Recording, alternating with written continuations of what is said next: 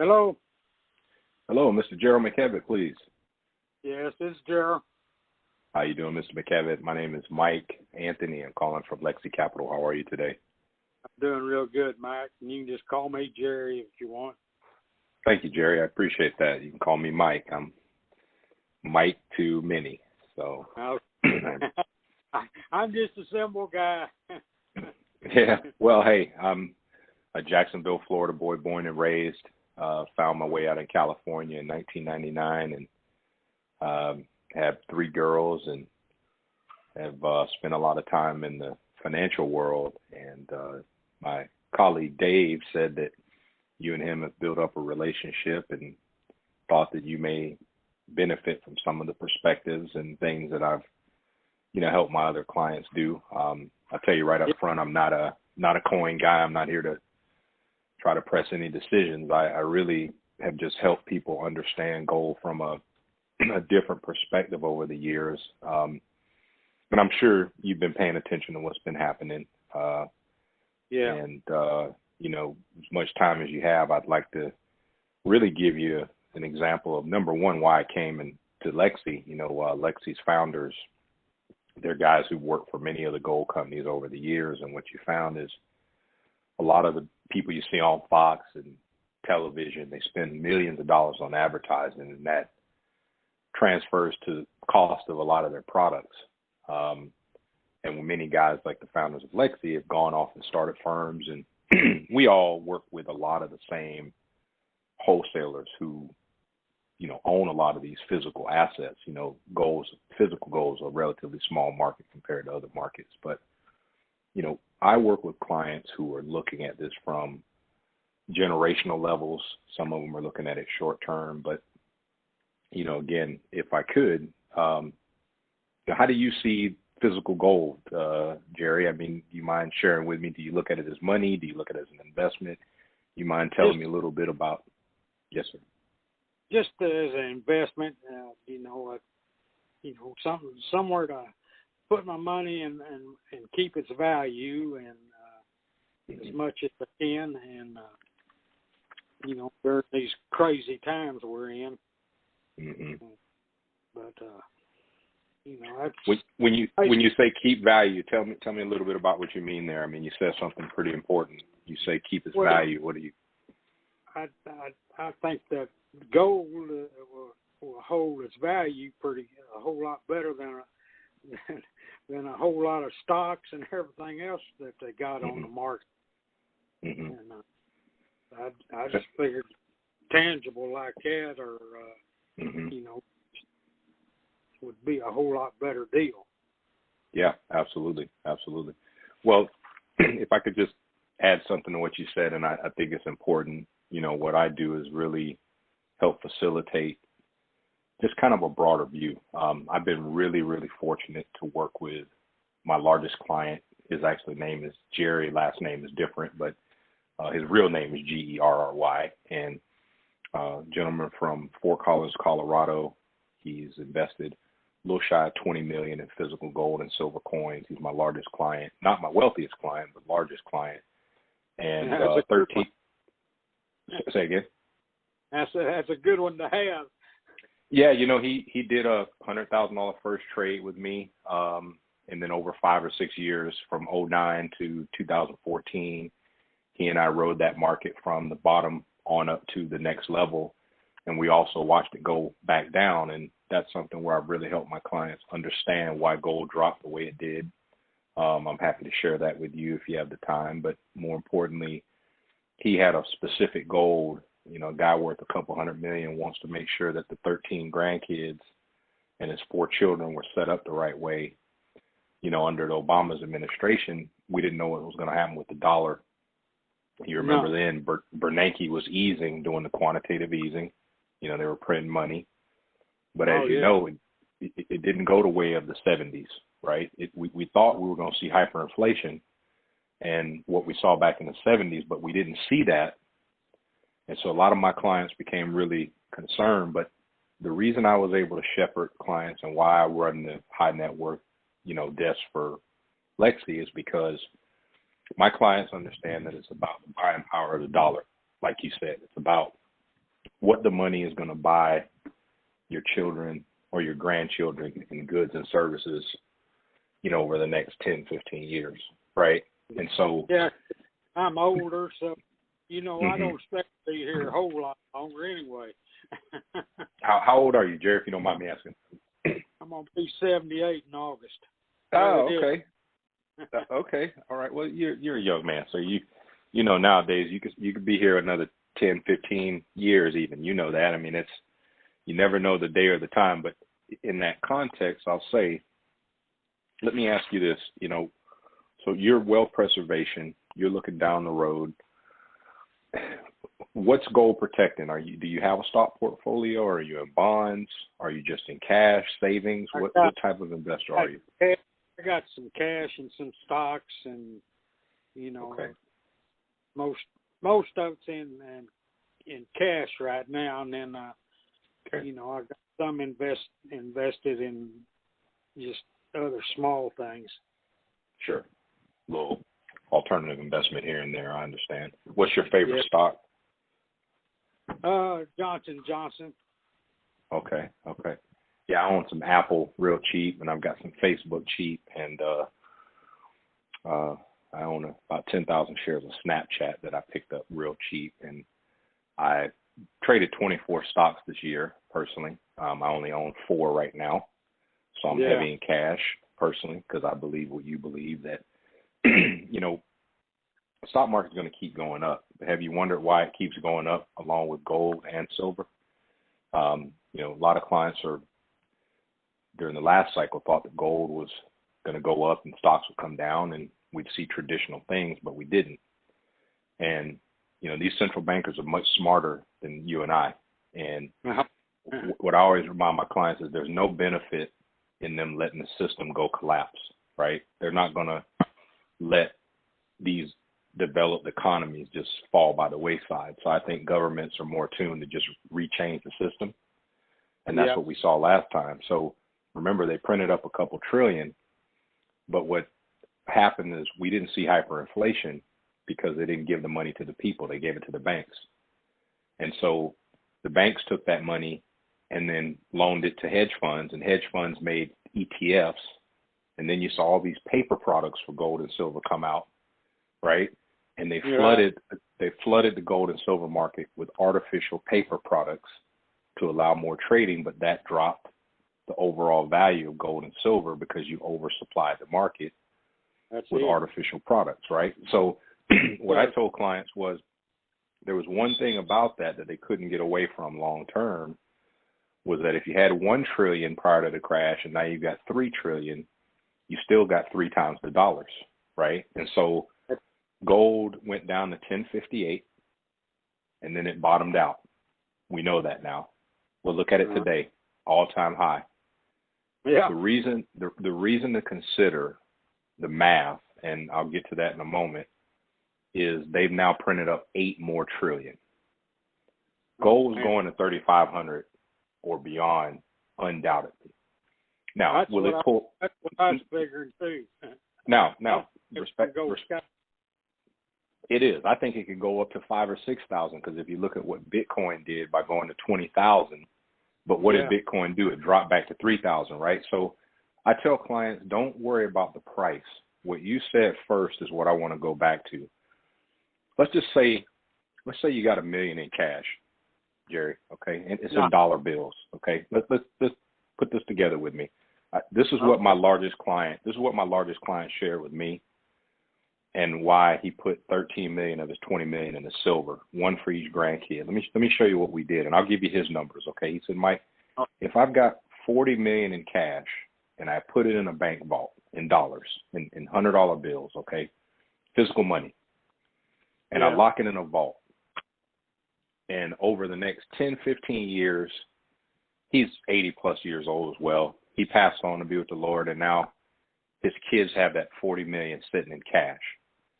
If the dollar loses just 2% a year, let's forget collapse. Let's take all the extremes out.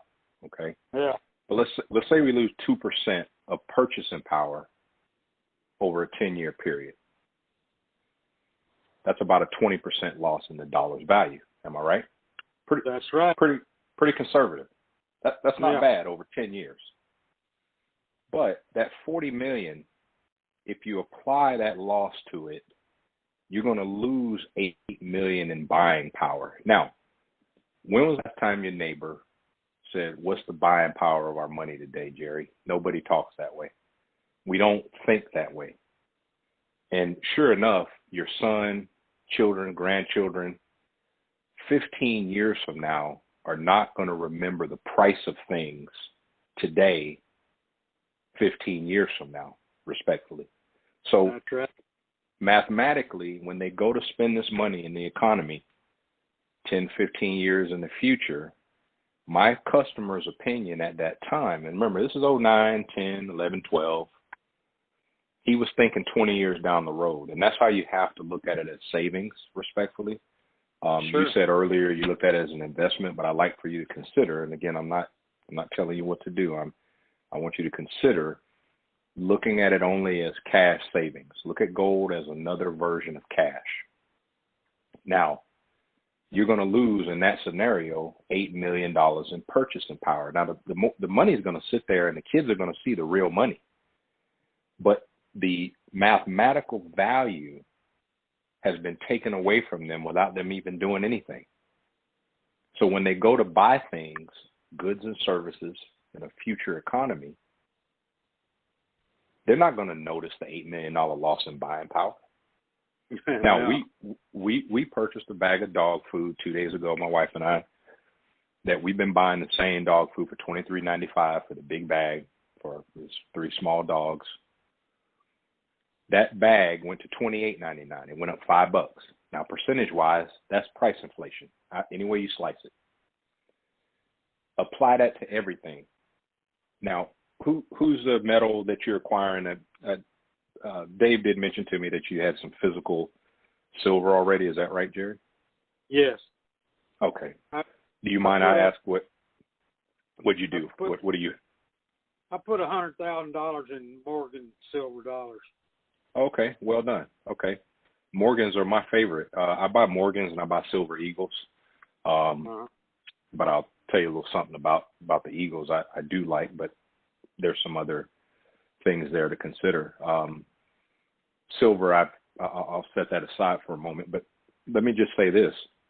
Is this for your son? Do you have children, grandchildren? What do you mind me asking? Who's this going to go to in the future if you hand it down? Got one son and 3 grandkids.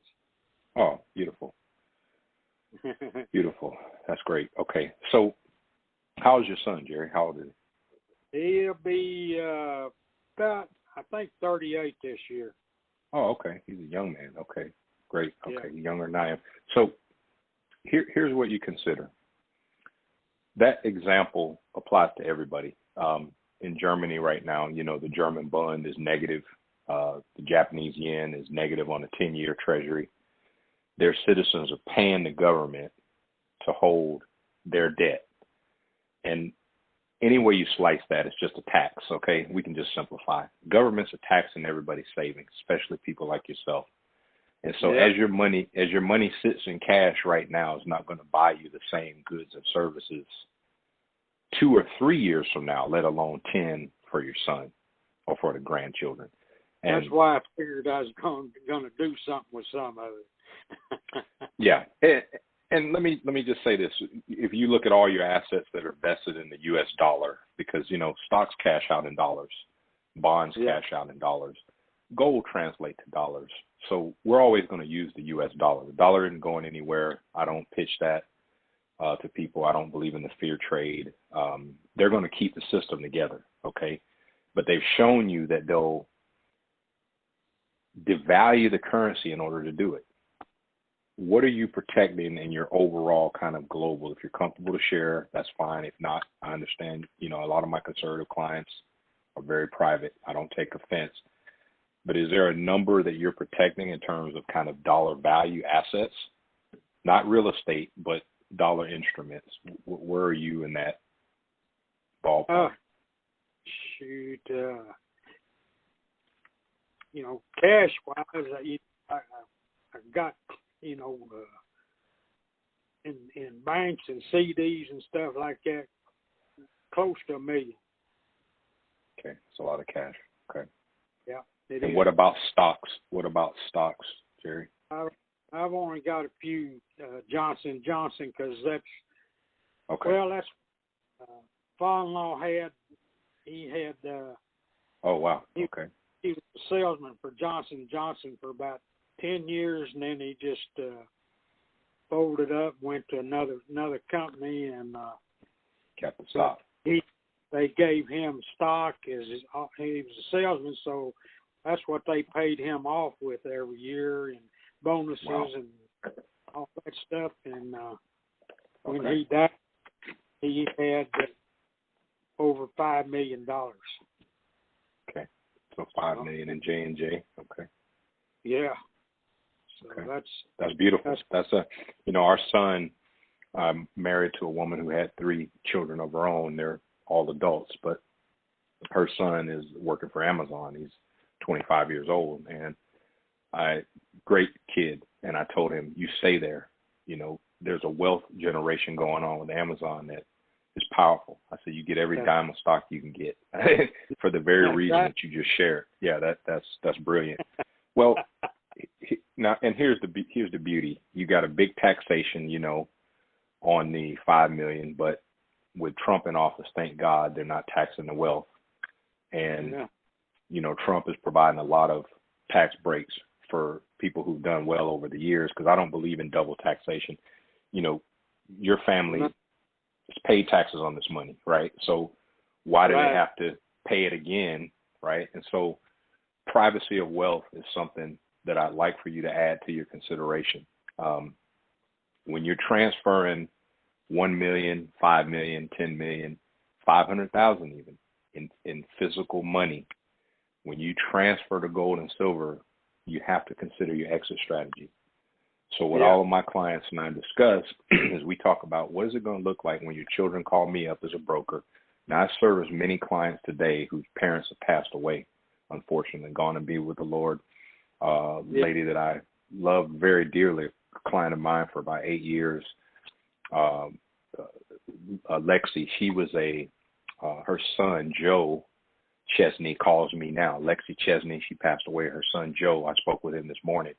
He's big into crypto and silver. He likes silver a lot. But the point is, I'll always be a broker of support. Dave, myself, we work with our clients for years because it's not a complicated relationship. It's just knowledge and understanding where and how to exchange the metals. All the coins are the same. Every broker you talk to, all the physical assets, they all come from government mints. So nobody's producing anything special. And I'm real upfront about that. The importance is understanding how to do this to achieve your goals and not become a coin collector, but also how to create wealth that doesn't have to be affected over years and years. And I'm going to be honest, most of the people buying millions in coins, sir, my wealthiest client, she's only invested $3 million, but she owns the largest oil and pump gas manufacturing firm in the world. Her dad built a company out of Ohio. They make a pump that converts natural gas into physical fuel. She got 1,700 employees around the globe. She's very wealthy. And she did one trade for $2.5 million back when gold was at its peak. Now, at the highest. Now, why would someone that smart do that? Well, she's thinking again 20 years down the road. She looks at how much she has on paper with J.P. Morgan and understands that. Now, she believed the dollar was in trouble, and I tried to fight against it and say, hey, look, if the dollar's in trouble, you have too much to lose. So let's not factor that in. You look at just a percentage of what you have, and you look at what it's going to be worth later, and you do the math. And then when you consider what assets, I own Morgans for a reason that you might be familiar with. Now, you understand the reporting requirements and certain privacy features that come along with coins. Is that something you're familiar with already? No, not really. Oh, okay. So did the Morgan, was that just a recommendation from a prior broker, or how did you end up with the Morgan? I just decided to put it in silver. And, okay. But Morgan was a favorite of yours, or did you just know that coin? Or I'm only asking out of curiosity, because a Well, Morgan no, is a. Well, let me be yeah, honest. Let me just go ahead. I'll yeah. tell you.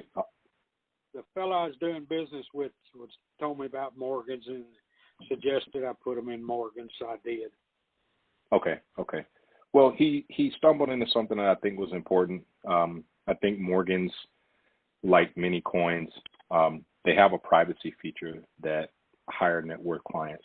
Let me give you an example. You know, if you got $50,000 or $100,000 in gold bars, or you got physical bars that you need to trade in, when you go to sell those bars, you know, you're going to have to report the transaction most of the time.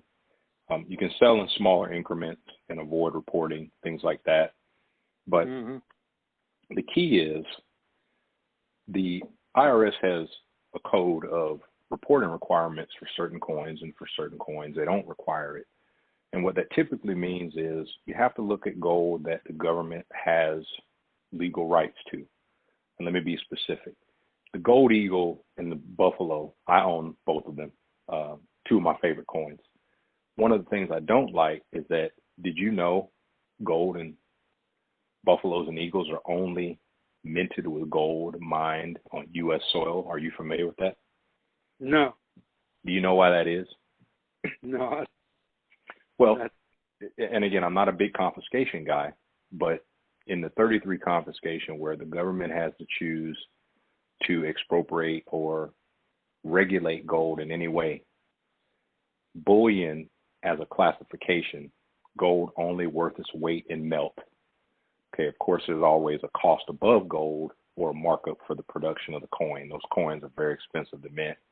You and I know there's always a price over gold or silver you pay for the physical asset. But as far as the classification, gold that's mined from U.S. soil can be recalled in U.S. emergency. Gold Morgans, silver Morgans, or gold coins that have any kind of asset value above and beyond their gold content. They don't have to be rare coins. They don't have to be expensive. But if they're classified a certain way, historically, those are not assets that are deemed to be melted or recalled as assets of the government. And so those Morgans fall outside of that classification. Do you know you can liquidate $500,000 in Morgans and there's no reporting requirements? There's a privacy. Yeah, there's a privacy feature, and that's probably one of the things that the gentleman was sharing with you that you either may have missed or he didn't explain well. But the idea is Morgans, peace dollars, old 50-cent pieces, bags of dimes. Okay, my big client has got the $13 million in silver. We did Morgans, we did peace, and when the inventories weren't available, we started moving toward cheaper private coins, like the Canadian coins that are 1.5 ounce or half ounce. Any kind of coin that has some limit to it. It's not a bullion asset by classification. So I do have silver eagles. I have gold eagles. I have gold buffaloes. I even have some silver buffalo rounds because I love the design of the buffalo. But I limit that as my metals that I would sell first if gold doubled or tripled in value. Now, I may take something off the table, but I have to liquidate that stuff in smaller increments in order to maintain the privacy. And so what I always share with clients is consider what you're going to do when it's time to trade it in. So when you're investing in metals, you know exactly what your entrance is, but you also know your exit strategy. You and I know that when your son sells whatever you have in gold or silver, in the future, prices are going to be higher. Yeah. So then the question becomes, do you want to have to report when you liquidate, say, 10 or 20,000 or 50,000, or is that privacy worth something to you? Always something to think about, but not something you have to make a decision on today, obviously. And so, hopefully I've helped you understand a little bit about, this trade. It's not about the coin. I don't even think it's about the amounts, but let me just share with you what I heard from you is that you got too much cash to just let sit there. What do you think that $1 million will buy your boy in 5 years? You think he'll get $1 million worth of stuff with it? I don't know. Well, let's do the math, and that's where I want to leave you with these considerations. It's really about the math. It really is. It's not about where the price go. If gold keeps going up, what that really means is dollar assets are devaluing. If gold goes up in dollar terms, the dollar is losing value.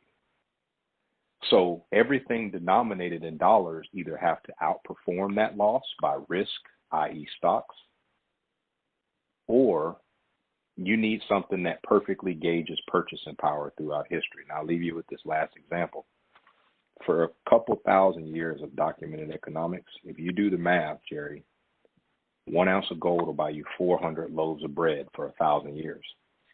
And you can challenge me on that, but let me give it to you. In 1900, a $20 gold piece was $20. A loaf of bread was a nickel. You could buy 400 loaves of bread with 1 ounce of gold. Today, with a $2,000 gold price,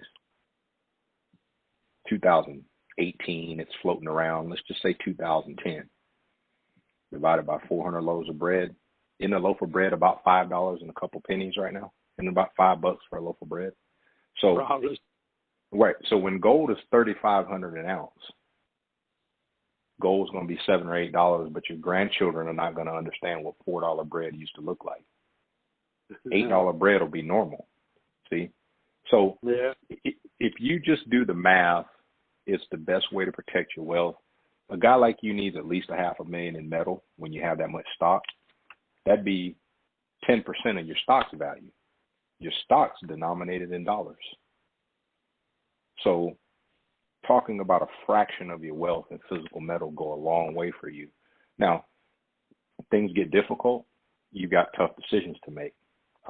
If you start seeing the dollar drop and go negative like the other countries, we've got some real problems on our hands. But what are you going to do about it? You're just going to take the hit like I'm going to take a hit and everyone else. And so consider the proportions of your exposure. Just do the math. Don't worry about where the price is going. We don't want gold to go to 5,000. Because if gold goes to 5,000, the money the Fed is going to have to print to save the country, how much do you think it's going to take to get us out of this COVID? Now you're at $8 trillion now. The balance sheet of the Fed is at $10 trillion. Now you know a trillion is 1,000 billion, right? That's right. That's the before 2009, sir. And I was a mortgage banker for a dozen years before I came into commodities. I did finance my whole career, and when that crashed, I shifted because I knew where to go. That's how I got into metals around the 06, 07 time. The gold price was $5.85, $6.25. But as I shared to clients, we weren't even using the word trillion before 09. The number wasn't even around in the markets. And so 10 trillion is just, I don't even get that. But what I see is that everything is just relative. And if all the governments are together, they're just going to prop up the system because they have to. Japan's been doing it for 20 years. Now all the governments are doing it. And so you're not going to escape this mathematically. And that's really what I wanted to try to help you consider is that, buying $100,000 lots of silver and gold, that's dollar cost averaging like a stock. Yeah. That's okay. But buy with the intention as an insurance policy, as a conversion against what you know is inevitable. That's a proper way to do it. So a guy like you, maybe you need another 400,000. Buy it in 200 and 200. Don't fool around with chasing the price because gold is relative to what they're doing with the dollar. And they've never made it more obvious. This cycle that you're going to see in gold over the next 5 years is going to be the biggest gold cycle in history. And it's going to make the last cycle look like everybody was a genius back then, but their timing was off. But the principle is the same. If you print more dollars over time, it has to buy less. They can prop it up and manipulate it. And right now, you know why the dollar's not collapsing right now? So hedge fund managers from other countries, in Japan and Germany specifically, okay, their charters absolutely forbid them from putting bond assets into losing investments. So they're taking money out of the German bond market and moving it over to the US dollar because the dollar's still positive. We're at 63 basis points on the 10-year treasury. 10-year treasury, you got to keep that number in your head too. And I'm sure you see it, but it's very important because that 10-year treasury of the dollar used to run at about 3.5%. It's 65 basis points now. It's less than 1%. But we're the only game in town where you're getting any yield. So those guys are flushing dollar bonds from Japan and Germany, and they're flooding the U.S. market. That's why the dollar's up today and gold is up. That doesn't make any sense.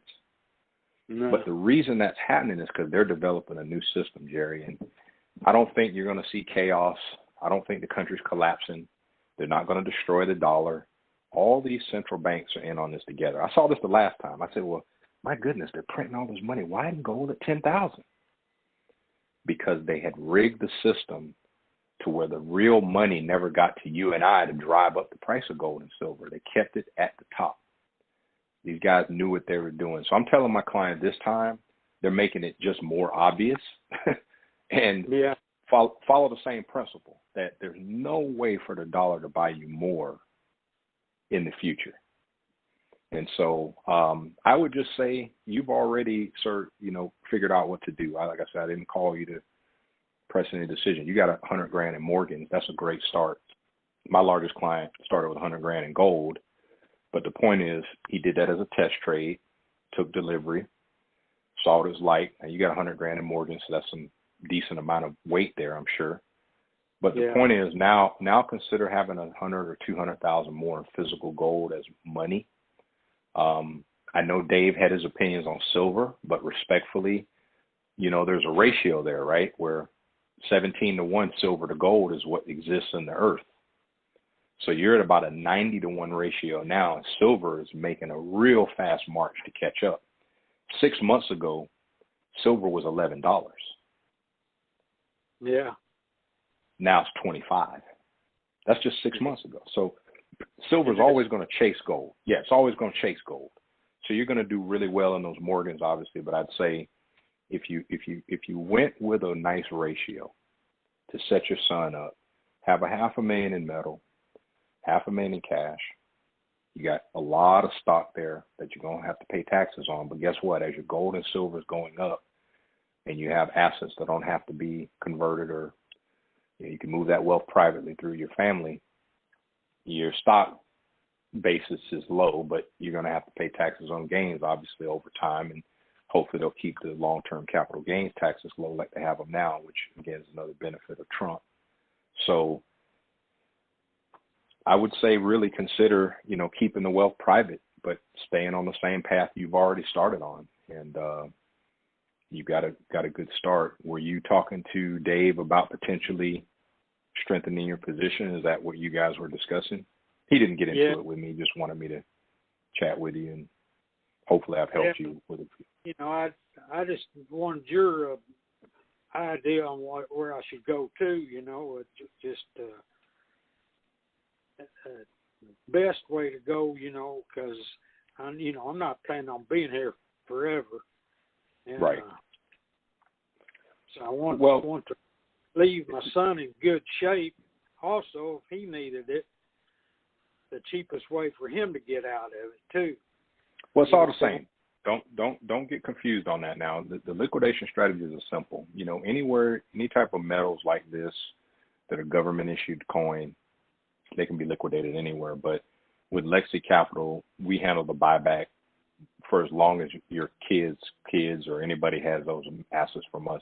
And we're actually happy to take care of those Morgans as well. Any client can liquidate very quickly. Now, again, I don't want to be confusing on this at all. If your boy's got 100,000 in bars and he calls us up and say, "Hey, Mike, I want to sell. Silver's at $100 an ounce. I've got all these gains. I want to take some profit." He's going to get the paperwork, and that's going to be a public transaction. There's nothing you can do about that. If he sells the Morgans, they have a privacy classification. He can do that without any paperwork. So he's got it's an honor system. You're supposed to report all your taxes, of course. We're all good tax-paying citizens. But the idea is if he wants to move that wealth along privately or to the 3 grandkids, for example, you can transfer that wealth around and liquidate it without any disclosure, which is a nice feature. So you've got that. Can I do that with that gold too? With gold, yes, sir. Now, so for example, you want to mix your gold for that same reason. You can go with gold liberties. You can go with older gold coins. You can even go with some of the newer coins. But if they're classified as private, like the Morgans, you will not be required to disclose any social security numbers or paperwork when you liquidate. Gold eagles, they have an exemption for eagles with certain quantities, for example. So like, for example, the Canadian maple leaf, let's say you got 100,000 in maple leafs. I love them. They're pure coin, really beautiful coin, or buffalo. But if you sell 100,000 in maple leafs or buffalo, you got to report your paperwork and your social security number. On the same side, if you have,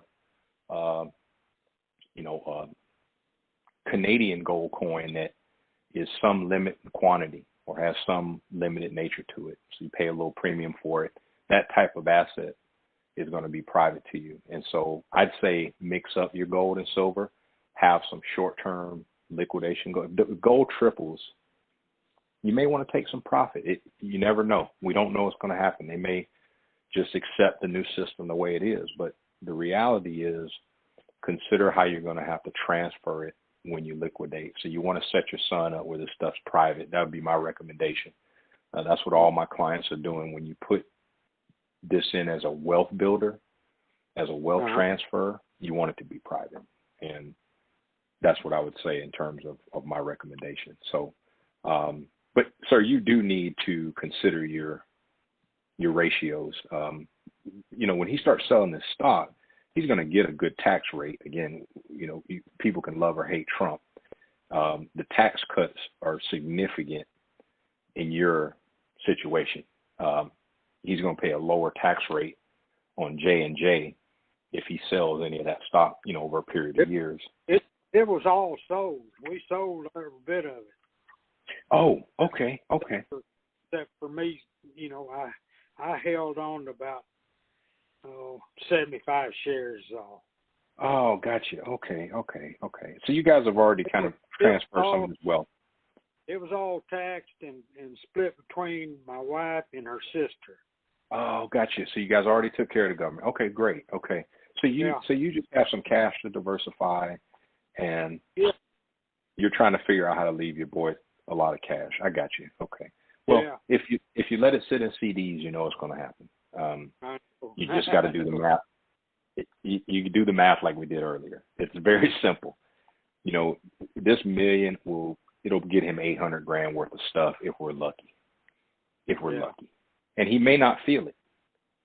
See, a lot of conservatives, they don't just blow all their money, right? They buy stuff over time, car, put a kid through college, whatever, but they don't realize they're paying 40% higher prices than a decade earlier. And so that's what I mean by doing the math. It's just really important to do that. So maybe another $500,000 is too much. That's something you have to decide, but at least have another couple hundred thousand in metal to back up that much cash. I would recommend you talk to Dave about, 100 grand in private gold or maybe 150 in gold or maybe 200 in gold, and you stick with the silver you have. So I don't know respectfully what you think is the best route. I don't know how aggressive you are. I think silver's got to go to 50, 60 minimum because it's got to follow gold up the path. Silver's industrial, that. But it's always been considered money alongside of gold. And so there's lots of perspectives on silver, but I see silver as money, or they wouldn't mint the coins, respectfully. And so, I would say consider maybe just adding a couple 100,000 in gold to match the silver you have. Classify it the same way, and just put it in the safe deposit box and forget about it. You certainly got enough wealth to live and do what you need to do, but at least you'll know that a strong portion, if this gets out of hand, the metal will turn into $1 million. It'll triple. 300 grand can turn into $1 million in metal very quickly. We've seen it historically, but I don't paint gloom and doom pictures. I just don't sell metals that way. I think that it's a math equation. And I think you should just consider doing the numbers, and it should be really simple for you to get where you want to go. So. Yeah, well, I'm gonna start off with that 100,000, I guess, first, and then Okay. I got a 200,000 in a CD that's coming in November, and I'll put that in some more gold or silver, evidently. I see. Okay, so you've got maturing CDs on this cash. I understand. So it's not sitting in a checking account. I understand. Okay. Okay. So you got 100,000 now. You wanted to consider and to strengthen your position. Now is that liquid already? Did you already liquidate that CD? No, it's coming due in November. Wait, the 100,000 or the 200,000? You said you got 100,000 now, right? Are you considering 100,000 more now? I've got 100,000 in cash right now, plus I got other, I got a couple of hundred, already around different banks. Sure. So you were talking to Dave, and I just want to be clear, Jerry. You were discussing with Dave adding another 100 on top of your silver. Is that right? Yeah. Listen. Let me simplify this. Pick up $100,000 in the Liberty coins. Those coins are undervalued right now.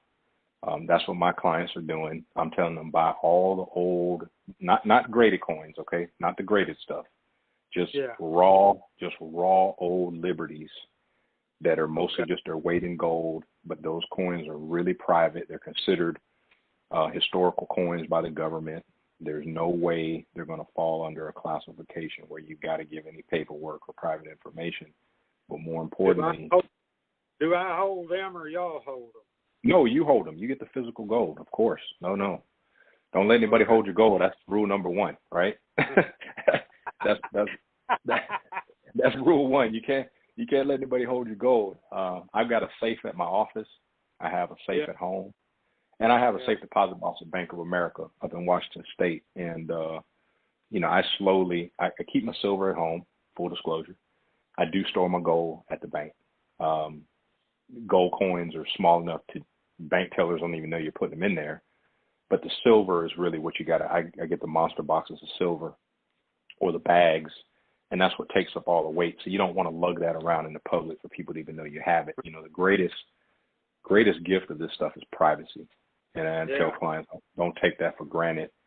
You want to have assets where people don't even know you have this stuff. At one point, my wife, she didn't really even know what I had, but as I started doing my living trust, I had to, get into some of that. And so, right now I see on the asset sheet, because I was doing this earlier with some clients, we do have $20 libs and we have $20 St. Gaudens. Are you familiar with the Gaudin coins?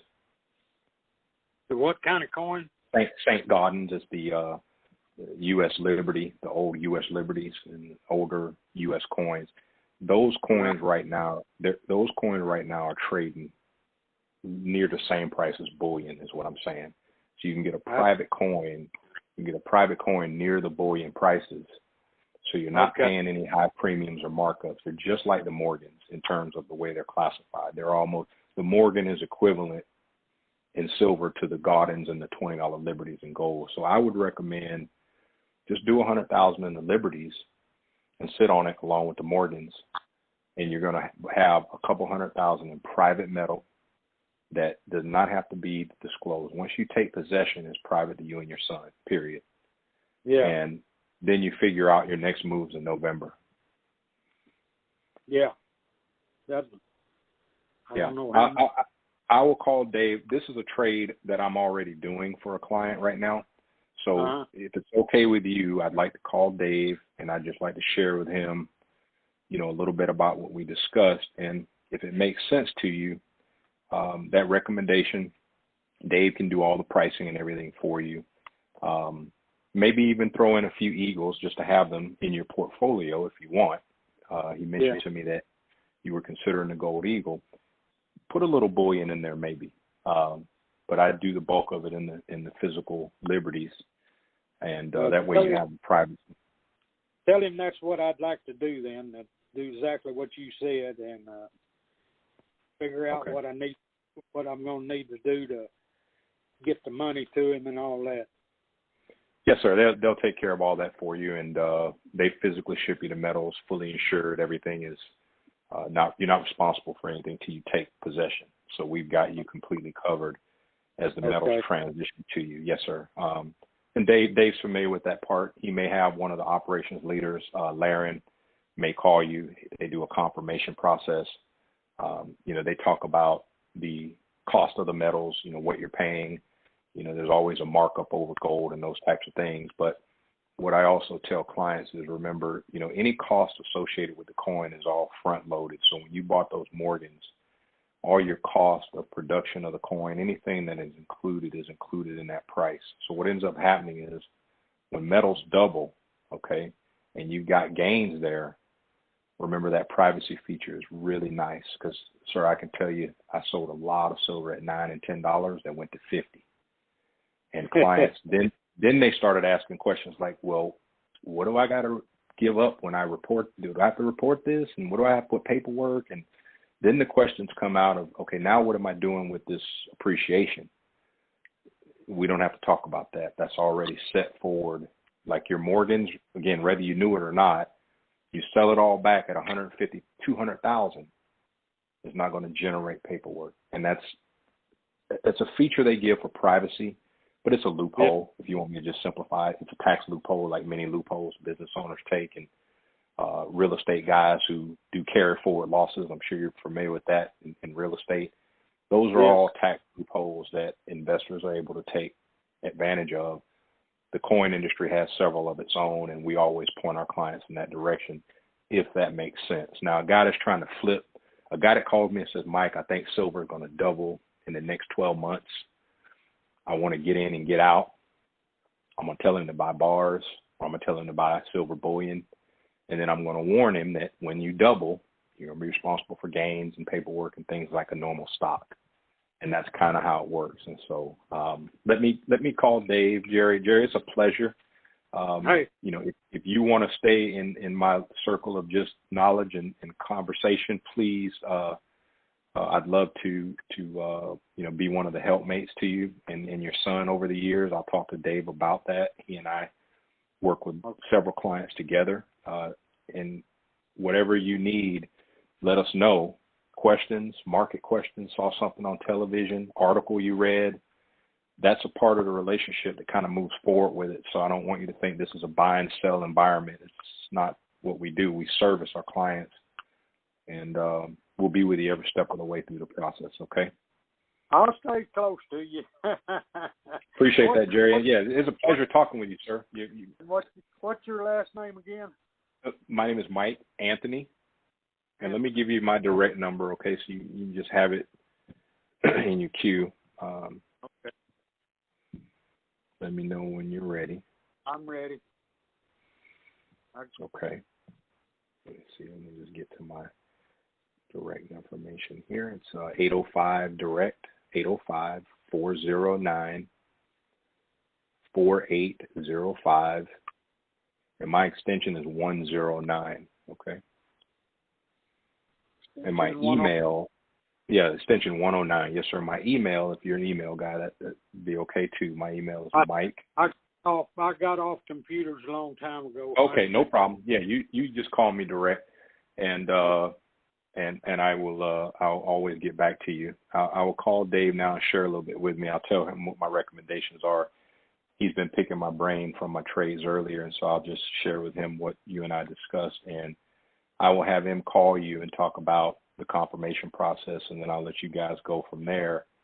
And then I'll follow up with you if that's okay. Does that sound good? All right. It's been super talking to you, man. It's been really nice, Mr. McKevitt. And Jerry, thank you so much for your time, and I look forward to talking to you here in the near future, okay? Thank you for your time, Mike. Yes, sir. I'm honored. Thank you. Talk to you soon. Okay, bye now. Yes, sir. Bye-bye.